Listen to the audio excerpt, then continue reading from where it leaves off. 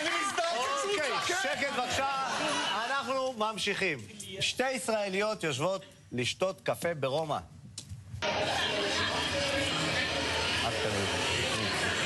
קפה ישראלי חברי באיטליה. שתי ישראליות. למה משוות הבנות שבסרטון את חוויית שתיית הקפה הנמס ברומא? כן, איתן. אני לא יודע למה הם משוות, אבל אני יודע שאחרי זה הם הלכו לפיצריה, והיא שלפה גם סמבוסק פיצה, אחי. נכון, היא נראית כמו סמבוסק. למה יש לה מבולפיה? כן, אורי. זה קפה ממש ישראלי. כל מה שאתם רואים על השולחן זה מארוחת בוקר במלון. כן, מירית. לא יודעת, לשתות קפה ישראלי באיטליה, זה מרגיש לי כמו לטוס לבורגס עם זאת.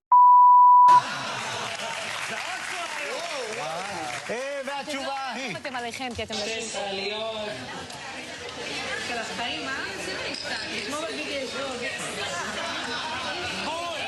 כשהאשדודיות שותות קפה איטלקי זה מוזר, כמעט כמו אסטוני ששר על מקיאטו וקפוצ'ינו. שלום, אתה ראית את זה? מה זה ראיתי?